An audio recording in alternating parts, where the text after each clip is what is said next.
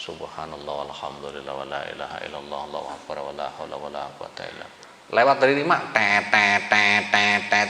Enggak penting mau kuliahnya enggak selesai, mau sekolahnya enggak selesai. Yang penting jaga sholatnya, jangan bohong.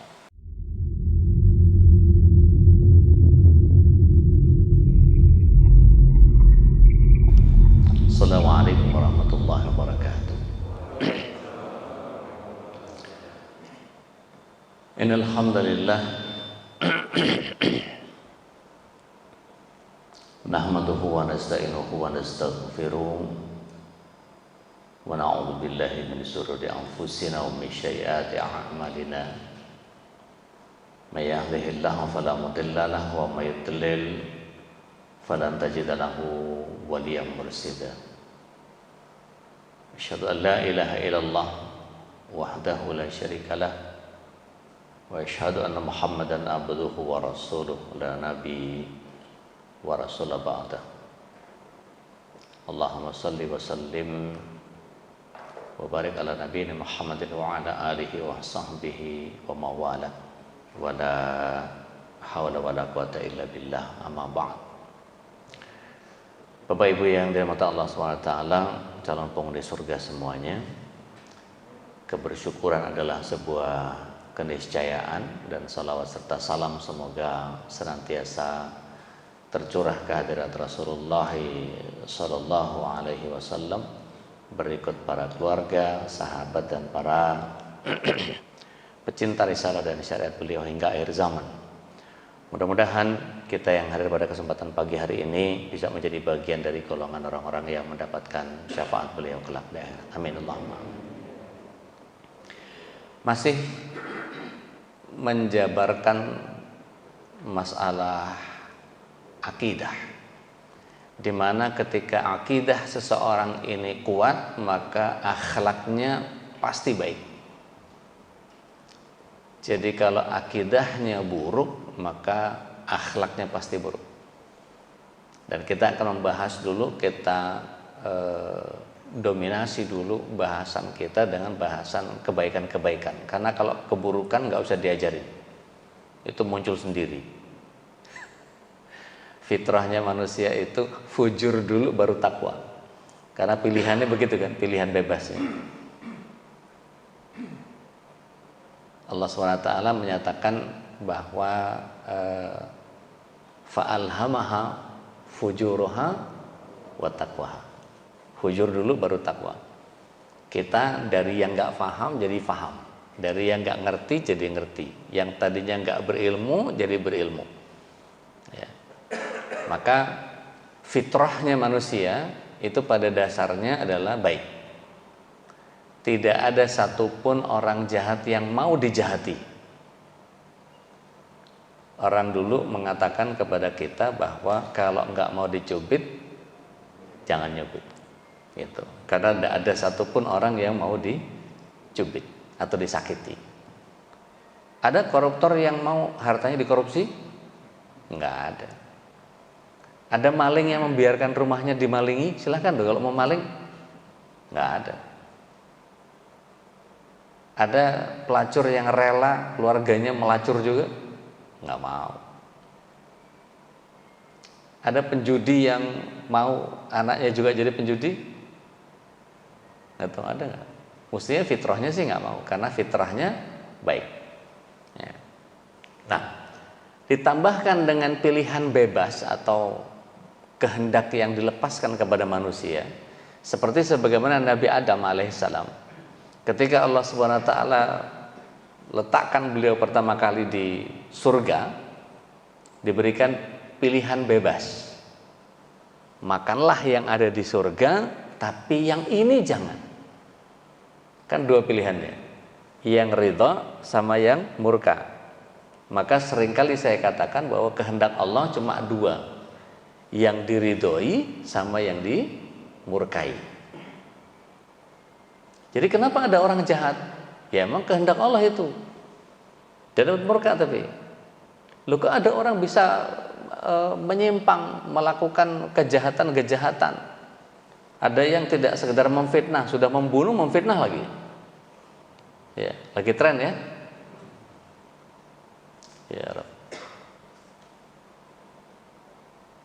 Kenapa? Karena akidah.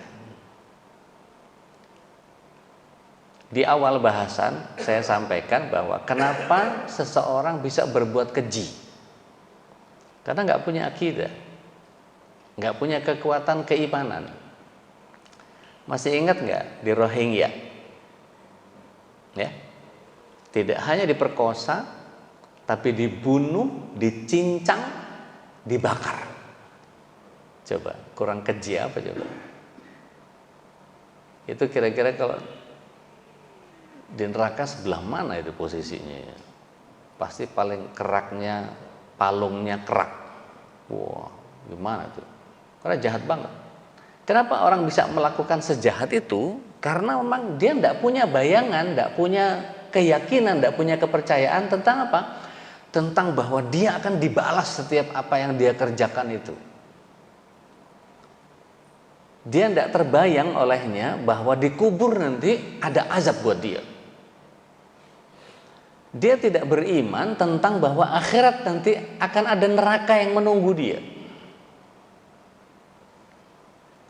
Nggak usah jauh-jauh deh, kita level-level sekitar kita ini berani nggak waktu puasa Ramadan ya, siang hari sambil kumur gitu, kumur 3 kali keluar setengah, ada?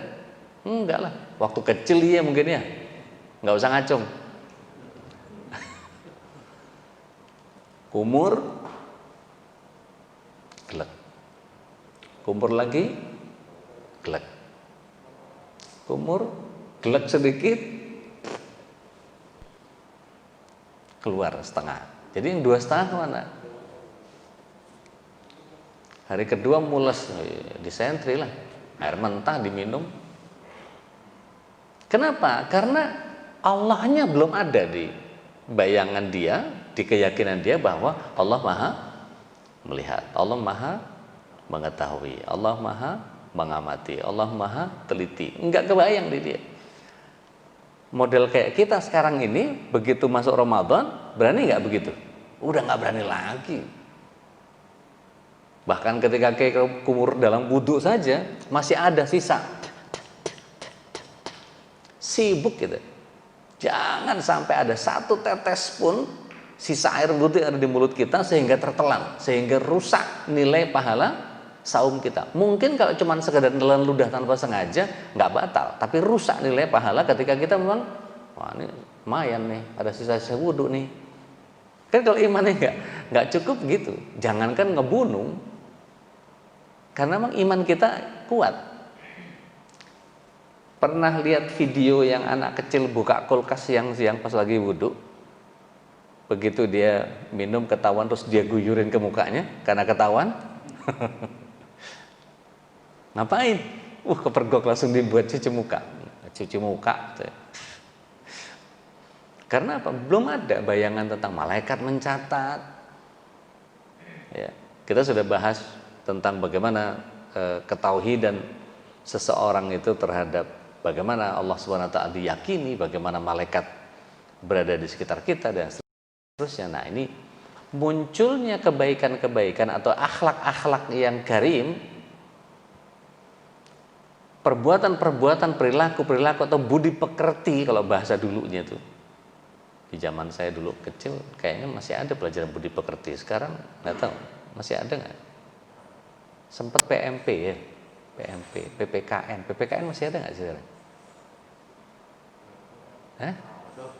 Nggak tahu deh. Iya, saya termasuk yang sempat ditatar P4 Pak. Nah, sekarang ngaku-ngaku saya Pancasila tapi nggak ikut penataran. Ini agak repot ngaku-ngakunya nanti. Baik. Mari kita lihat bahwa salah satu yang Allah Subhanahu wa taala berikan fitrahnya kepada kita yakni jujur. Ya, jujur, siddiq. Ya, siddiq. Dan ini adalah bagian akhlak yang mulia ketika seseorang meyakini bahwa Allah mencatat, Allah melihat, Allah mengetahui, Allah mengamati, Allah teliti terhadap apa yang kita kerjakan. Maka pemahaman orang tentang Asmaul Husna diantaranya Al-Alim, Al-Basir, ya. Kemudian Al-Khabir. Ya. Nah, ini cukup sudah 3 ini. Karena Allah Maha mengamati, Allah Maha melihat. Ya. Dikatakan Allah Maha mengetahui. Kemudian dikatakan Allah Maha teliti. Kira-kira ada nggak yang lepas dari pengamatan Allah Subhanahu wa Ta'ala dari kita? Nggak ada. Pasti Allah Subhanahu wa Ta'ala tahu semua. Bahkan tadi imam kita baca, ya, di ayat pertamanya, rakaat pertama tadi, ya, tidak ada satupun binatang melata di dunia ini kecuali rizkinya datang dari Allah. Berarti Allah Maha mengamati. Kalau kita nggak tahu nih, wah hujan lagi, padahal Allah SWT sedang memberikan rezeki kepada belalang yang nggak pernah kita kasih makan itu. Ada yang sengaja miara belalang buat ngasih makan arwana paling.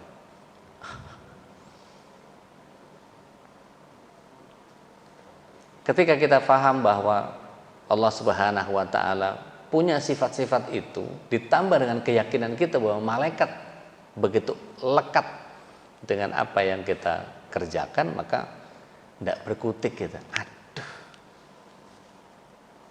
Maka ketika punya perasaan being surveillance, merasa diawasi, kalau bahasa dulu itu apa? Waskat. Pengawasan melekat. Kalau punya perasaan itu, nggak berani Pak kita, Pak. Kita betul-betul punya khauf, untuk berdusta saja tidak berani kita. Tapi karena keimanannya kurang, maka ada orang yang kemudian berusaha untuk nggak jujur. Ya. Nah, kita akan bahas bab jujur ini karena apa? Karena akidahnya bagus. Kalau akidahnya buruk, orang nggak jujur tuh gampang. Tapi persoalannya adalah, kesulitan yang muncul adalah begitu dia bohong, dia harus tutupi bohong ini dengan kebohongan yang lain. Bohong lagi, bohong lagi, bohong lagi, bohong lagi, bohong lagi. Sampai-sampai ada cerita dari Itali, ada tukang kayu bikin boneka, ya, namanya Paman Geppetto, ya, bikin boneka kayu ternyata bisa hidup. Ya, begitu bohong, hidungnya panjang. Kira-kira kalau Allah Subhanahu wa Ta'ala memberikan, ini kayak mancung-mancung semua kayaknya nih.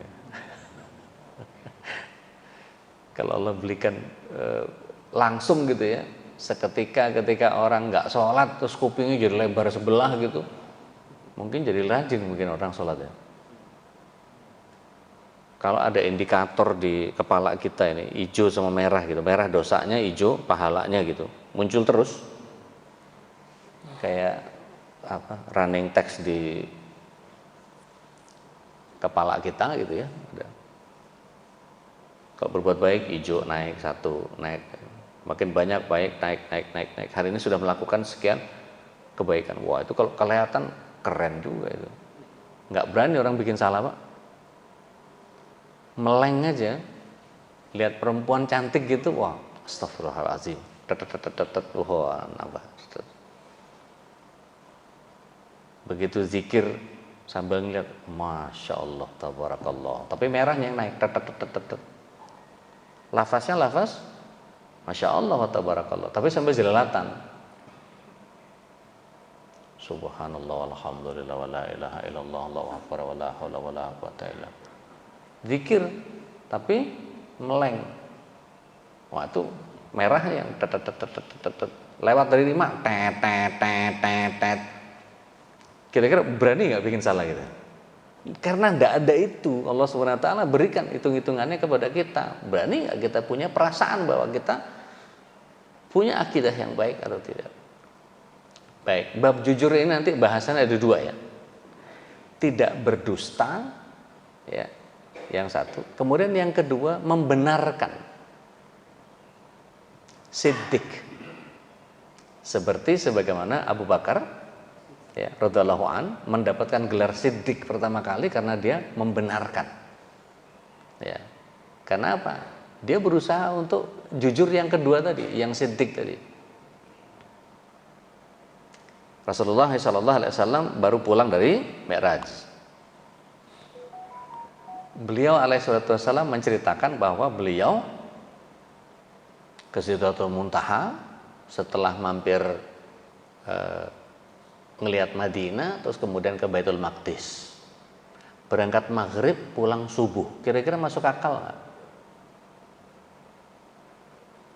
Secara nalar logika, zaman itu loh, jangan yang sekarang, zaman itu 1400 tahun yang lalu teknologinya memungkinkan nggak?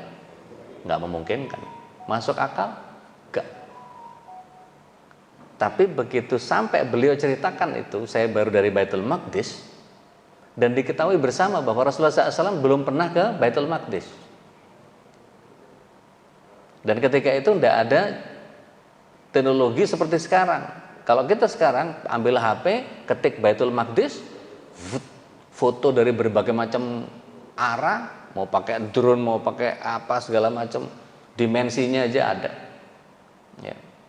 Pakai 360 segala macam. Udah banyak. Zaman itu belum ada, sehingga orang tidak kepikir bahwa sebagian para sahabat ketika itu mempertanyakan itu. Karena apa? Belum punya keyakinan, belum punya akidah, kekuatan bahwa Rasulullah SAW adalah Nabi. Taunya cuma Muhammad bin Abdullah saja. Apa yang terjadi ketika itu? Mereka bertanya ulang kepada Rasulullah SAW. Betul engkau ke Baitul Maqdis, berangkat maghrib pulang subuh? Iya. Sampai ada yang nanya, coba ceritakan kepada kami ciri-ciri Baitul Maqdis. Ini loh yang pernah ke sana 1,5 bulan perjalanan ke sana, baru nyampe. Begitu nyampe balik lagi butuh 3 bulan. Loh ini berangkat maghrib pulang subuh. It doesn't make any sense, nggak bisa masuk akal ketika itu.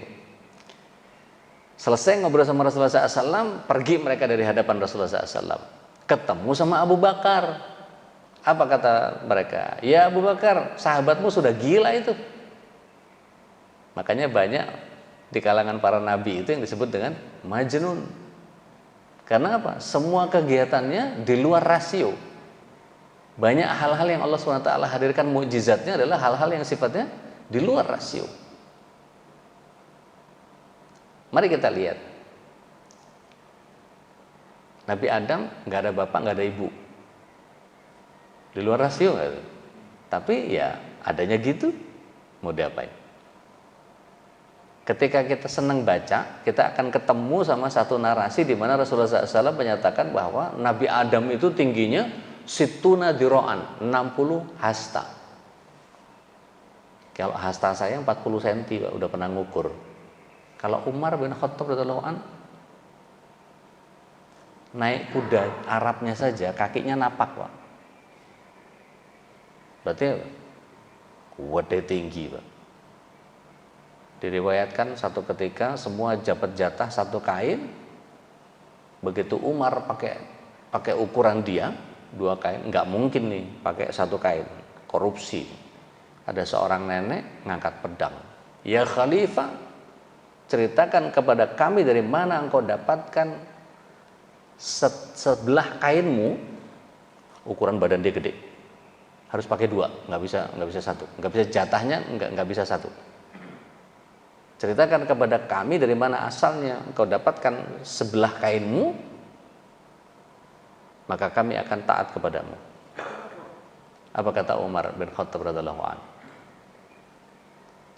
Tanyakan kepada Abdullah. Ya. Abdullah siapa? Abdullah bin Umar, atau disebutnya Ibnu Umar, anaknya. Kenapa?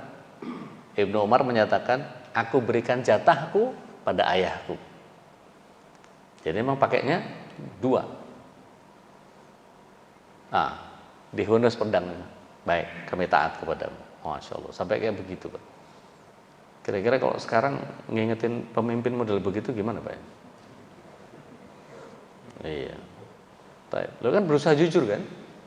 Oh, jangan macam-macam nih. Dapat dari mana ya? Ya. Jangan-jangan dari dana bansos. Taib. Jujur ini bagian yang kemudian ketika tadi dikatakan Abu Bakar As-Siddiq radhiyallahu anhu dikatakan sahabatmu sudah gila, dia bilang betul Rasulullah SAW yang menyatakan itu. Iya, betul Muhammad bin Abdullah yang menyampaikan itu. Iya, betul. Apakah kau lihat kami sebagai pendusta? Maka Abu Bakar mendapatkan gelar As-Siddiqnya itu dari peristiwa itu. Beliau mengatakan kalau Rasulullah SAW yang menyatakan itu, kalau Muhammad bin Abdullah alaihissalam yang menyatakan itu, pastikan dia benar. Siddiq membenarkan. Begitu dikatakan benar, yang lain udah nggak berani macam-macam sudah, karena wah ini beda nih. Masuk akal nggak masuk akal nggak penting, yang penting benar. Begitu juga nanti kita akan temukan di beberapa kisah yang lain. Baik, kita bahas bab jujur. Apa jujur itu kata Allah Subhanahu wa taala? Dikatakan ya ayyuhalladzina amanu taqullaha wa kunu ma'as-shadiqin.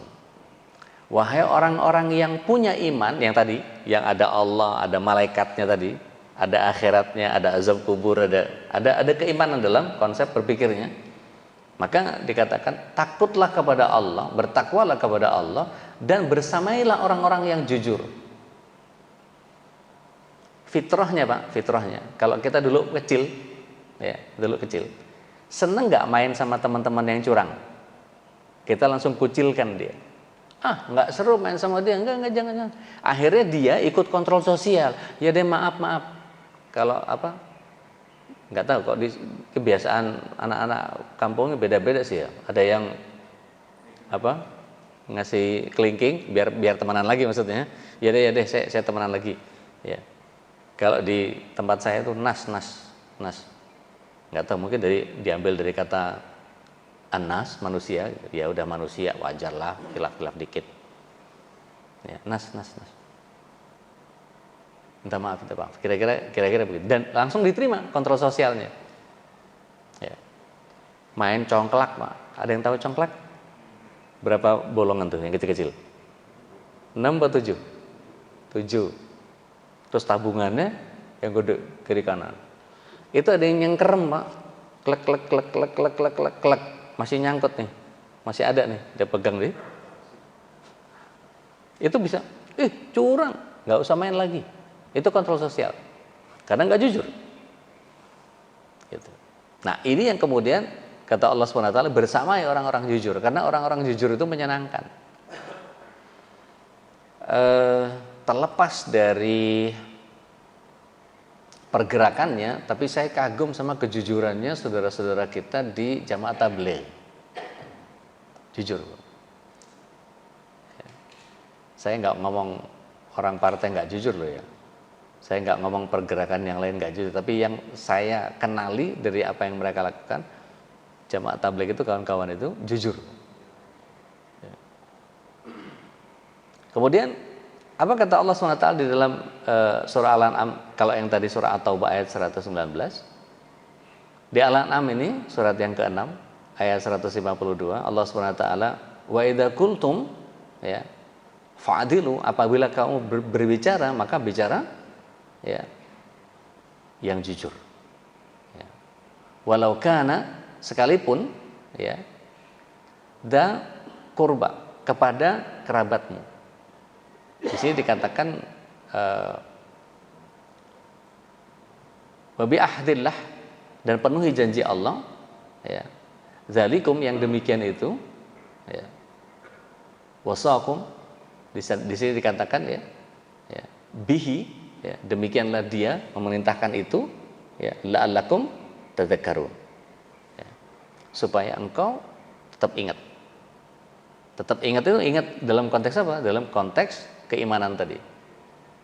Ya. Jadi kalau ngomong yang jujur. Nanti saya akan ceritakan bagaimana tauriah. Ya, tauriah. Tauriah itu bohong putih. Ya, bohong putih itu menyampaikan keberadaan sesuatu, tapi tidak ingin menyampaikan yang sebenarnya. Ya, nanti saya sampaikan. Dalam hadis riwayat Muslim, ya, Rasulullah SAW menyatakan hendaklah kalian senantiasa berlaku jujur karena sesungguhnya kejujuran akan mengantarkan kepada kebaikan dan sesungguhnya kebaikan akan mengantarkan kepada surga. Jadi jujur itu ujungnya surga. Jika seseorang senantiasa berlaku jujur dan berusaha untuk jujur, maka dia akan dicatat di sisi Allah sebagai orang yang jujur. Hati-hatilah kalian dari berbuat dusta, karena sesungguhnya dusta akan mengantarkan kepada kejahatan, dan kejahatan akan mengantarkan kepada neraka. Jika seseorang sukanya berdusta dan berupaya untuk berdusta, maka ia akan dicatat di sisi Allah sebagai pendusta. Termasuk hal-hal yang sepele, Pak. Umpetin sendal. Loh, sepele kan? Itu dilarang dalam Islam. Nanti saya jelaskan. Sepele loh, cuman masalah kunci nyangkut di motor, ya, bukannya kita ambilin terus kemudian kita serahin, padahal kita tahu itu motor teman kita, ya, umpetin kantongin, dia nyari-nyari kelimpungan, ketawa-ketawain, baru dikasih, nggak boleh. Islam ngatur sampai sedemikian luar biasa itu polanya, Masya Allah. Dan jujur ini penenang hati. Ya, kalau di sini dikatakan, ya, ketutupan ya. Kepencet.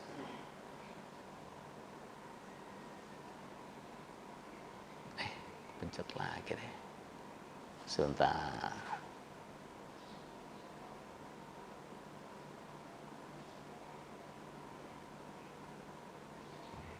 Ini jujur mestinya ya.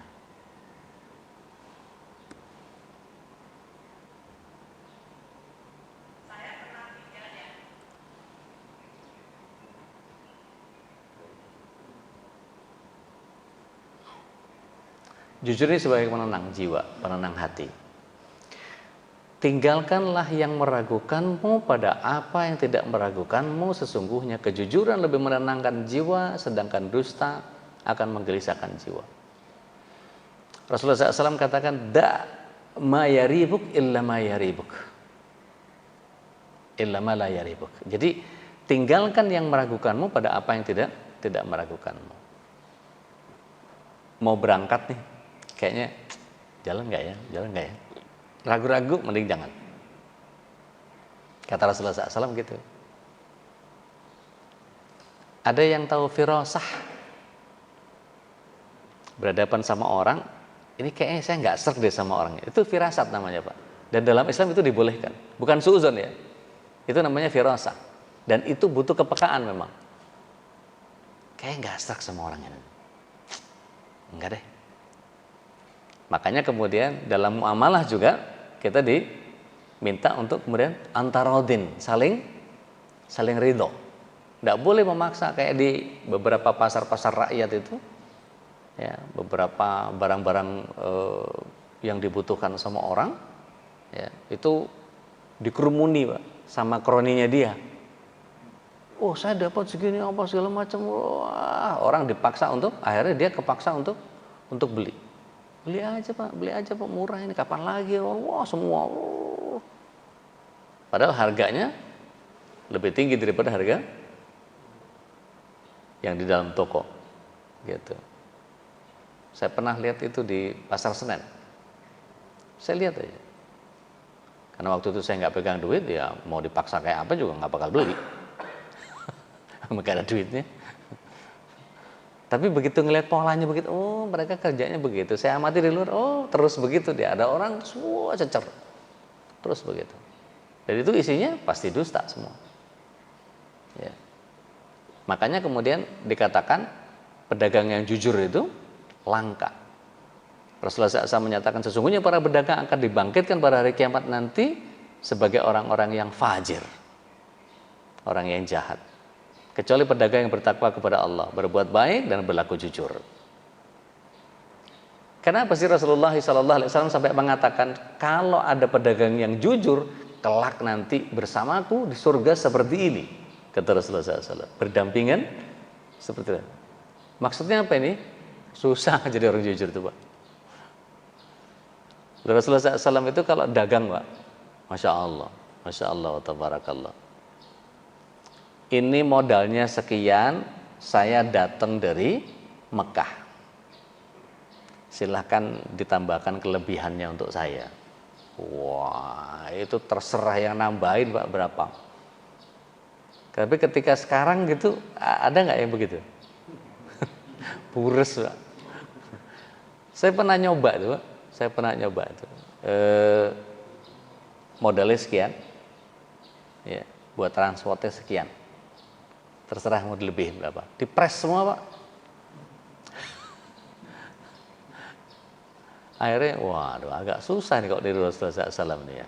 Mungkin sayanya nggak sabar ketika itu ya. Ya. Nah kemudian, mari kita lihat bahwa pedagang bisa hilang berkah ketika apa? Ada dua orang penjual, kata Rasulullah SAW.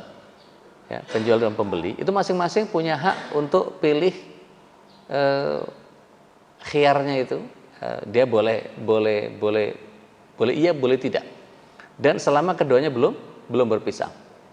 Ya. Kalau keduanya berlaku jujur dan saling terus terang, maka keduanya akan dapat keberkahan dalam transaksinya. Meskipun nggak jadi, nawar, nanya, nggak jadi. Nanya mulu. Datang ke toko sepatu, nyobain yang ini, nggak jadi, nggak ada yang pas. Maka itu akan jadi penggugur dosa buat yang jualan. Masya Allah, Islam tuh ngaturnya kayak begitu. Nggak jadi orang, kalau bahasa pedagangnya, PHP lo, pemberi harapan palsu. Udah nanya, nggak jadi. Nanya mulu, jadi nggak? Kalau kita ke Bangkok, itu pedagangnya agak maksa, Pak. Kadang-kadang orang diseret masuk. Di Saudi juga sama. Ahlan wa sahlan, dipegang jenggot kita, dibetot. Loh, pernah itu terjadi sama saya. Lah, kok begini? Saya bilang, saya pegang tangannya, kalau saya kekencangan nanti jenggot saya yang kecabut. Ya. Nah, putus ya?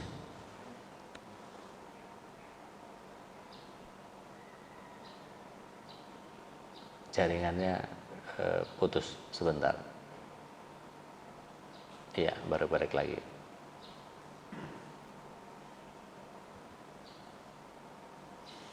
Jadi seorang pedagang bisa hilang berkah gara-gara apa? Gara-gara dia bisa kehilangan model seperti ini nih. Ya. Ketutupan ya, mohon izin.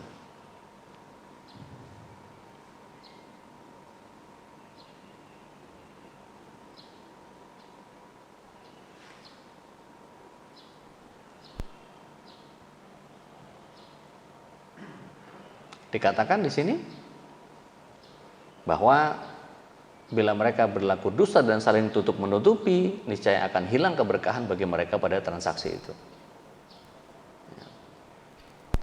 Datang yang beli, Assalamualaikum, Waalaikumsalam, ayo Bu, habisin Bu, borong semua aja Bu. Ini berapa? Ini sekian Bu. Katakanlah misalnya dia bilang 8.000, sana aja 5.000.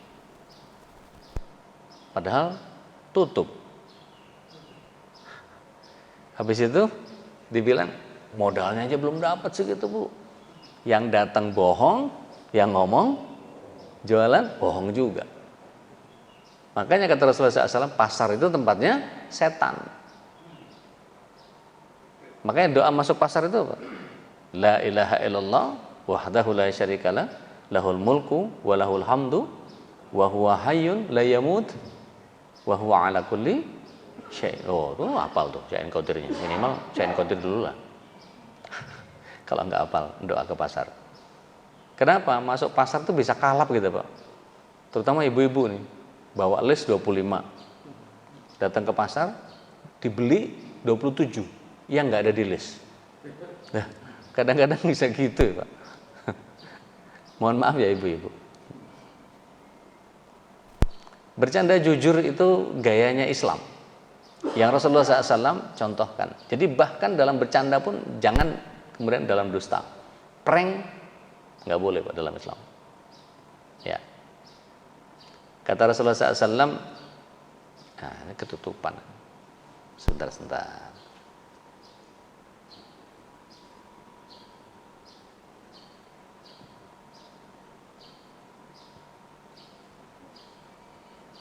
Nah, di sini dikatakan wala tukthir, ya. Jangan berbanyak-banyak persoalan apa? Ya. Dahik, ketawa. Fa inna kasrah, ya, sesungguhnya banyak dahik, ya, ketawa itu dikatakan tamitul qulub, mematikan hati. Jadi bercanda boleh, tapi jangan kemudian isinya ketemu bercanda mulu. Dulu waktu kita masih muda Pak, itu senengannya ngumpulin joke. Tapi joke-nya banyakan bohong. Dulu saya masih ingat betul, nggak tahu ada yang sejaman sama saya nggak? Ada buku Mati Ketawa ala Rusia, ya, wah ngangguk-ngangguk masih sejaman sama saya. Ada mata, terus habis itu berkembang Mati Ketawa ala Cina, Mati Ketawa ala, ya. Sampai joke yang sama, cuman yang ngomong orang yang lain, padahal joke itu juga, gitu. Kalau bercanda cara Rasulullah SAW, canda ala Nabi SAW, dari Anas radhiyallahu anhu, ada seseorang mendatangi Rasulullah SAW. Ya Rasulullah, angkatlah saya ke atas onta, maksudnya minta tolong.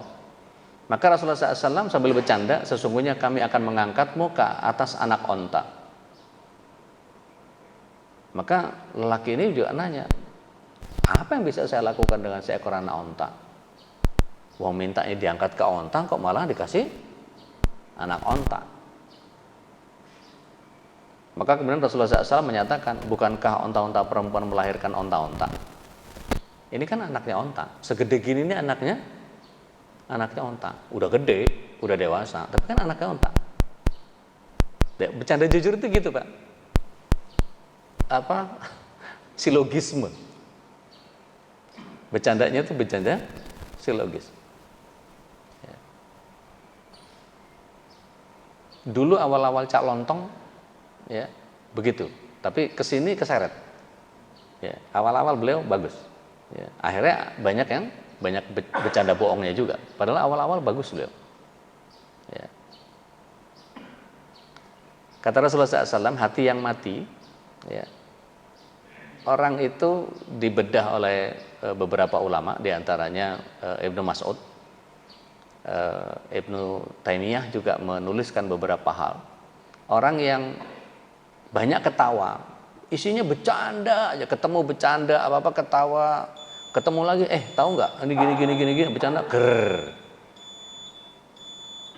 Seolah-olah jadi pusat jadi pusat perhatian. Jadi kalau nggak ada joke kayaknya nggak seru. Ya. Dan itu di kalangan kita banyak Pak yang begitu tuh Pak. Begitu ketemu pasti ada joke baru nih, pasti ada joke baru. Maka yang begitu biasanya berusaha nyari-nyari. Kalau nggak ada yang lucu gitu dilucu-lucuin. Gitu. Jangan bengong. Kemarin ada ayam bengong mati itu. Sering ketemu bercanda begitu? Bener nggak? Enggak. Bohong. Kelihatannya sederhana ya. Tapi perhatikan, ketika orang bermalas-malasan dalam mengerjakan kebaikan dan ketaatan, biasanya kebanyakan ketawa. Ada porsinya Pak ketawa itu. Ya. Biasanya hati yang mati itu kemudian remeh pada maksiat, lebih kepada cinta kepada dunia dan gampang gelisah. Orang kebanyakan ketawa. Pegang HP, stand up komedi yang di setel. Padahal isinya ngomong bohong semua. Ada sih beberapa yang jujur, tapi rata-rata ya dibikin-bikin supaya lucu. biasanya tidak terpengaruh sama ayat-ayat Al-Quran. Dikasih gitu, kayak nggak masuk Pak, mental aja. Jadi dikasih hidayah itu agak susah. Ya. Tidak peka akan musibah, juga tidak peka kepada kebaikan-kebaikan dan keburukan-keburukan. Begitu ada acara kantor refreshing, pelawak yang diundang. Supaya apa? Wah, biar nggak tegang lah. Kita serius mulu. Loh. Kata Rasulullah SAW, "Man kana yu'minu billahi wal yawmil akhir," barang siapa yang beriman kepada Allah SWT dan hari akhirat, nanti akan dibalasnya seperti apa? Falyakul khairan aw liyasmut. Dia akan mengatakan yang baik saja.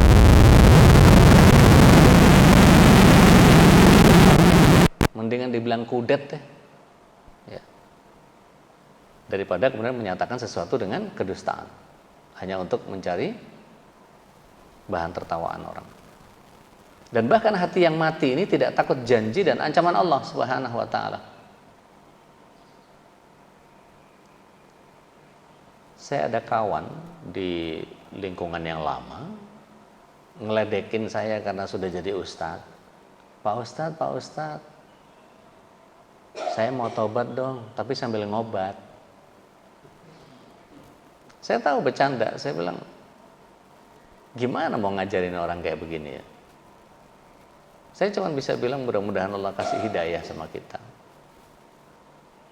Sedih Pak, ngebayangin mereka itu, ya Allah, kalau saya ceritain satu-satu. Saya pernah di lingkungan itu saja sudah alhamdulillah, ada di lingkungan yang sekarang berubah gitu. Tapi ada sih beberapa yang kemudian berusaha untuk berubah, ada. Tapi ada yang kemudian patah di tengah jalan, ada yang balik lagi gitu. Macam-macam. Jadi itu tadi, diantaranya adalah kebanyakan ketawa. Isinya ngomong kalau nggak ada ketawanya itu kayak nggak seru gitu. Ngomong kalau nggak bener itu kayak nggak seneng hati. Prank, canda dusta. Kata Rasulullah SAW, celaka orang yang berbicara kemudian dia berdusta agar satu kaum tertawa karenanya. Kecelakaan untuknya. Secara tulisan mungkin cuma sekedar biasa Pak, tapi buat orang yang kemudian takut kecelakaan yang datang dari Allah Subhanahu wa taala, ngeri Pak. Karena apa tadi? Akidah lemah. Akidah seseorang rapuh, maka dia bisa melakukan apa saja. Dan dia tidak peduli apakah itu muncul dari Rasulullah SAW atau dari Al-Quran, dia nggak peduli. Ya. Bahkan begitu datang orang baik itu, tak lagi ceramah nih. Iya salah. Kumpul sama orang baik malah gerah. Ibnu Mas'ud menyatakan bahwa berbohong itu tidak layak baik dalam keadaan serius maupun bercanda. Apabila dalam candaan menimbulkan permusuhan di antara manusia dan menimbulkan mudarat dalam masalah agama, maka lebih diharamkan lagi. Dan pelakunya berhak mendapatkan hukuman yang bisa membuat dia jera. Tapi masalahnya di zaman Rasulullah SAW dulu memang memegang teguh ya, apa yang datang dari Rasulullah SAW. Sekarang kebolak-balik Pak. Dan bahkan kita ikut tergerus ini. Coba sekarang saya tanya, sekarang tanggal berapa? Nah kan, jarang ada bilang tanggal 19 Jumadil Awal. Loh, iya kan? Coba saya tanya, ibadah kita ngikut Hijriyah apa ngikut Masehi? Kegerus kita Pak. Tahun 1582 hitungan Masehi berdasarkan Syamsiah itu baru dimulai. Sebelumnya kalau kita pakai kalendernya Julio Caesar di Romawi, ya, itu baru diterapkan sekitar 1700-an.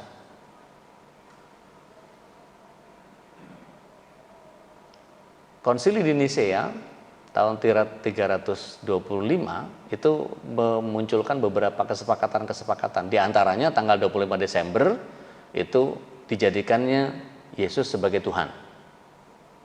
Bukan Natal itu adalah kelahiran Tuhan, bukan. Ya. Awalnya mereka pakai komariah juga ngitungnya, sama-sama 12 bulan. Sama-sama 12 bulan. Tapi mereka awalnya belum 12, masih 10. Kemudian oleh Gregorius, ya, Kaisar Gregorius yang ke-13, kemudian dirubah yang hitungannya Julius Caesar. Kenapa? Mereka berusaha untuk cari Paskahnya. Nggak ketemu Paskahnya, Pak. Habis tanggal 4 Oktober ketemu 15 Oktober. Loh, bingung mereka. Ada ahli falak dari Alexandria kemudian dipanggil, hitung ulang berdasarkan hitungan matahari. Ketemunya 365,6518 sekian. Dihitung rata 365 seperempat hari. Hitungannya begitu kira-kira. Ngitungin fase matahari terhadap bumi. Sementara Muslim ngitungnya pakai Komariah. Tadinya mereka pakai Komariah juga, 12 bulan juga. Begitu pakai Masehi, akhirnya jadi 10 bulan.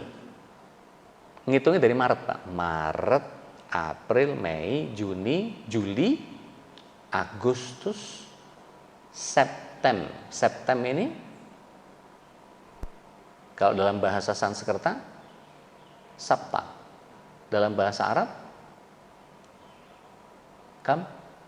Sabah. Ya. Harinya hari ke-7 hari apa? Hari Sabtu. Ya, hari ke-7. Karena hari pertamanya adalah Ahad. Ya. Habis itu yang ke-8 Okto. Okto itu dalam bahasa Latin berapa? 8. Okta. Ya, okta. Dan itu hitungan umum. Ya. Kalau ada bidang segi 8 namanya apa? Oktagonal. 8. Cumi-cumi itu dibilangnya dalam bahasa Latinnya apa? Octopus. Octo, karena kakinya 8. Septem itu dalam bahasa Latin itu 9. Desem, dasa, kalau dalam bahasa Sanskrit 10. 10 Pak, habis. Nggak ketemu Paskahnya, otak-atik, akhirnya muncul 2 bulan baru. Januari dan Februari. Diambil dari mana? Janus. Janus ini dewa awal dan akhir yang menghadap ke masa lalu dan menghadap ke masa depan. Janus. Dewa Janus.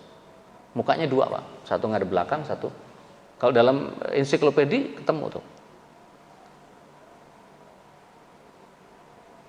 Kemudian Februa. Februa ini dewi perempuan. Ya. Maka Januari, Februari, Maret, April, Mei, Juni, Juli, Agustus, September. Loh, 7 kok 9. Oktober 10 kok malah tadinya 8. Desember mestinya 10 tapi geser ke 12. Dan mereka gunakan itu untuk cari peribadatan di Masehi, di Nasrani. Kita coba, saya tanya, Idul Adha dan Idul Fitri tahun 2027. Tanggal berapa? Puyang deh. Tapi kalau pakai Hijriah, cepat kita jawab. Tanggal berapa? Bodoh amat sama Masehinya. Pokoknya 1 Syawal sama 11 Dzulhijjah, khalas. Nggak ada urusan kita sama mereka. Nah, tapi sayangnya begitu ditanya tadi, sekarang tanggal berapa? Sekarang ya bayar 19, tadi 3.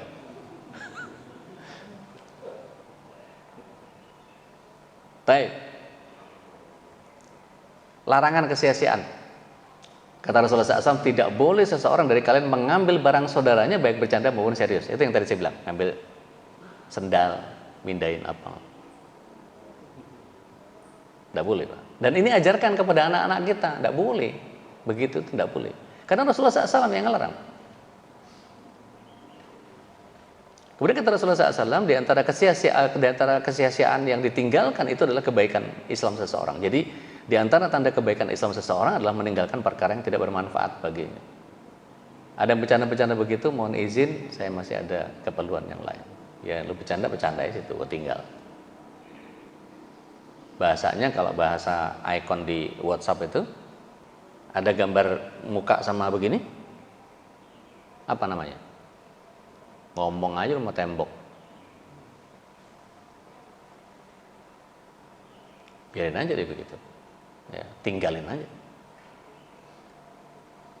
Wallahu a'lam bishawab. Mudah-mudahan ini jadi bahan perenungan buat kita. Mudah-mudahan